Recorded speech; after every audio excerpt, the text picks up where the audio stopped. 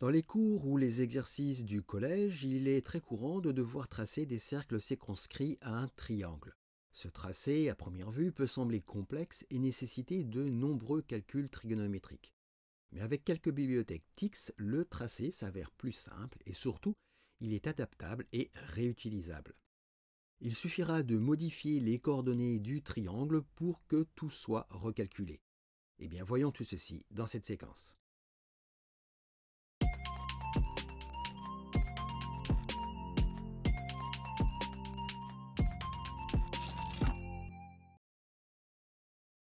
Afin de bien comprendre la démarche, nous allons procéder en plusieurs étapes.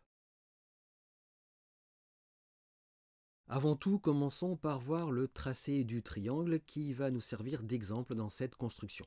Tout d'abord, afin d'alléger le code, dans le préambule, j'ai créé une commande personnalisée pour définir la grille. Cette commande sera insérée dans tous les environnements TIXPitcher que nous allons utiliser à chaque étape. Donc dans le préambule, nous avons ici notre commande qui permet d'insérer rapidement la grille.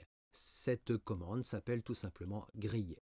Et il n'y a aucune difficulté à la compréhension de cette commande. Avec les bibliothèques TIX que nous allons utiliser, il est nécessaire de nommer les points de coordonnées du triangle. Pour cela, j'ai défini 3 coordonnées nommées A, B et C. Nous les avons ici. Donc nous utilisons la commande coordinate et nous avons bien les coordonnées nommées A, B et C. Chacun de ces points de coordonnées possède ses coordonnées en X et Y, nous avons ici. Et nous avons l'affichage des lettres A, B et C, ainsi que 3 puces. Et enfin, nous avons le tracé du triangle qui se fait avec une simple commande draw à partir des 3 coordonnées A, B et C. Et nous avons bien au final le tracé de notre triangle dans la grille que nous avons insérée ici. Donc voilà pour ce préambule, le tracé de la grille et du triangle. La première étape consiste à tracer les médiatrices de chaque segment du triangle. Pour cela, nous allons utiliser la bibliothèque TIXCalc qui est définie dans le préambule. Voici la syntaxe qui va permettre de déterminer par calcul la médiatrice du côté AB de notre triangle. Donc pour tracer la perpendiculaire qui passe par le milieu d'un segment, j'ai remis ici la syntaxe qui est indiquée dans le document LaTeX. Nous utilisons une commande draw classique et dans les options, nous nommons cette médiatrice. Nous utilisons la commande namePath et le nom sera MAB pour médiatrice du segment AB. La coordonnée en X est définie par cette syntaxe ici, que nous retrouvons dans le schéma à ce niveau-là. Cela va permettre de déterminer ce point ici. Étant donné que nous avons besoin de faire des calculs sur les coordonnées, la bibliothèque Calc le fait à partir du moment où nous sommes dans un mode mathématique, d'où la présence des $, que nous avons ici et là. L'objectif est de déterminer le milieu du segment AB. Cela se fait avec la valeur 0,5, puisque par définition, la longueur d'un segment quelconque est de 1. Donc 0,5 permet de bien calculer le milieu de ce segment. Cette valeur de 0,5 est insérée entre des points d'exclamation et entre les 2 points de coordonnées concernés de notre segment, c'est-à-dire ici le point de coordonnée A et le point de coordonnée B.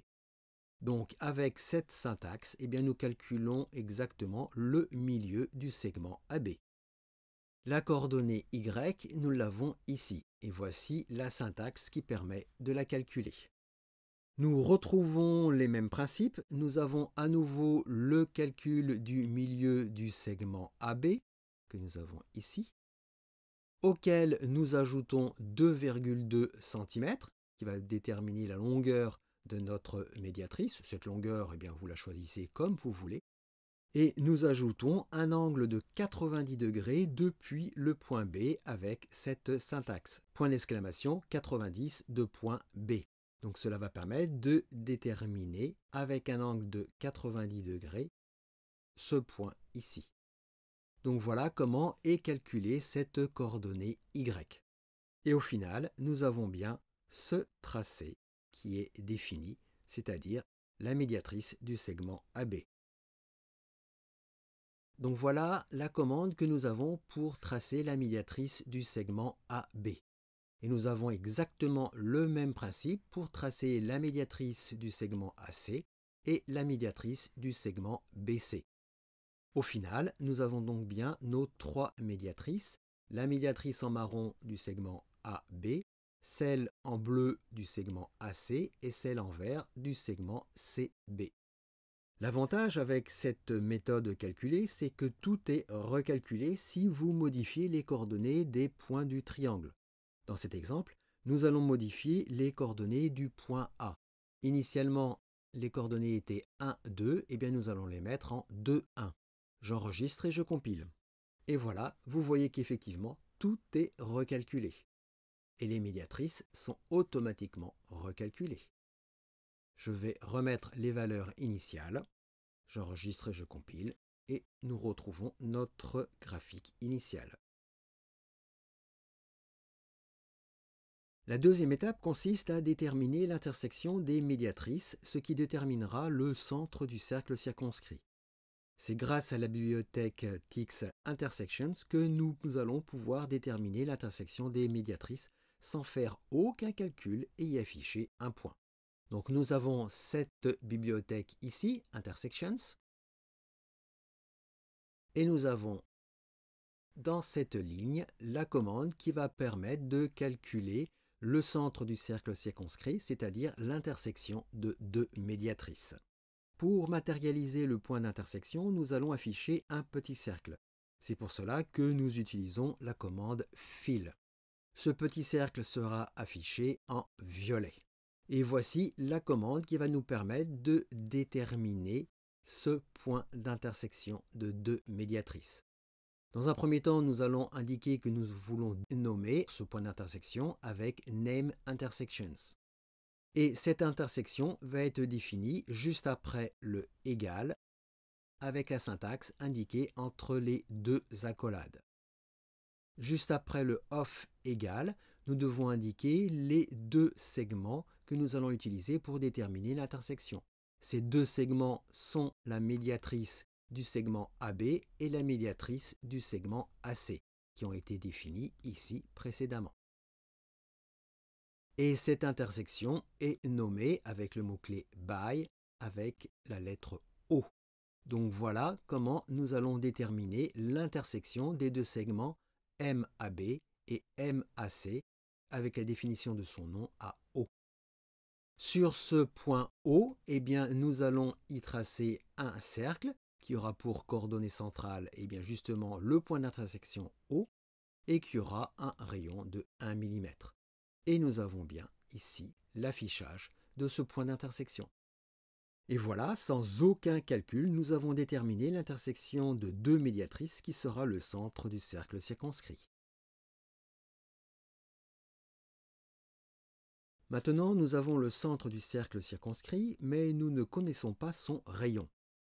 Le rayon est déterminé par la longueur entre le point central et un des points de sommet du triangle, que ce soit le point A, B ou C. Pour connaître ce rayon sans calcul, nous allons utiliser la bibliothèque TIX Through, qui est déclarée comme toujours dans le préambule. Ce cercle va pouvoir être tracé avec un nœud en connaissant le point central et un point situé sur le périmètre du cercle. Nous avons ici cet exemple. Donc nous allons pouvoir tracer ce cercle à partir du point central et à partir d'un point situé sur ce périmètre. Donc pour cet exemple, j'ai déterminé ici ces deux coordonnées. Donc la coordonnée du point A et la coordonnée du point O, le centre de notre cercle. Et nous avons ici la syntaxe pour tracer ce cercle. Nous utilisons, comme nous l'avons indiqué, un nœud. Nous demandons à tracer ce nœud qui aura pour centre les coordonnées du point O. Le tracé sera sous la forme d'un cercle et ce cercle sera tracé à partir du point O passant par le point A. Through égale A. Et comme c'est un nœud et que nous souhaitons ne rien indiquer, eh bien entre les accolades, nous n'avons tout simplement rien. Donc voilà la syntaxe qu'il faut utiliser pour tracer un cercle avec un nœud de centre O et passant par un point A situé sur le périmètre de ce cercle. Sachez que pour ce nœud, les paramètres inner_sep et outer_sep sont fixés à 0. Et le paramètre minimum size est fixé à la longueur entre les points O et A. Et ici, pour terminer, pour être plus clair, eh bien, je dessine le tracé du rayon du cercle passant par O et A. Et maintenant, nous avons tous les éléments nécessaires pour tracer le cercle circonscrit de notre exemple. Dans notre dernier Tix Picture, nous avons tous les éléments ici. Donc nous avons le centre de notre cercle circonscrit que nous avons vu précédemment, qui est l'intersection des deux médiatrices MAB et MAC, avec comme nom O. Nous avons ensuite le cercle qui est défini. Nous utilisons, comme nous l'avons indiqué, un nœud. Nous avons bien un cercle qui passe par le point A, le point A étant un des sommets de notre triangle, depuis le centre O de notre cercle, qui est le point d'intersection des médiatrices précédemment calculées. Et nous y affichons ici une puce. Et enfin, pour terminer, nous avons ici le rayon de notre cercle circonscrit. Et donc voilà l'affichage final. Nous avons bien notre cercle circonscrit qui a pour centre O et qui passe par un des sommets de notre triangle, ici le point A. Et nous avons en pointillé le rayon de ce cercle. Et n'oubliez pas, surtout, que vous pouvez changer une des coordonnées initiales du triangle et tout est aussitôt recalculé. Nous allons modifier par exemple les coordonnées du point A en 1, 1. Donc ici, je mets 1, 1. J'enregistre et je compile. Et vous voyez que tout est recalculé. Nous allons remettre les valeurs initiales. Et à nouveau, tout est recalculé. C'est tout à fait remarquable. Ainsi, vous allez disposer d'une figure qui sera toujours réutilisable et adaptable à toutes les situations, sans qu'il soit nécessaire de faire des calculs trigonométriques à chaque contexte. Comme toujours, cela sera à vous d'adapter ces tracés à vos besoins selon le contexte d'utilisation. Donc voilà comment composer un cercle circonscrit sans aucun calcul trigonométrique qu'avec des bibliothèques TIX. Ceci est bien sûr une solution, il en existe certainement d'autres. Quoi qu'il en soit, vous pourrez adapter cette technique à vos besoins et en fonction du contexte de vos propres utilisations.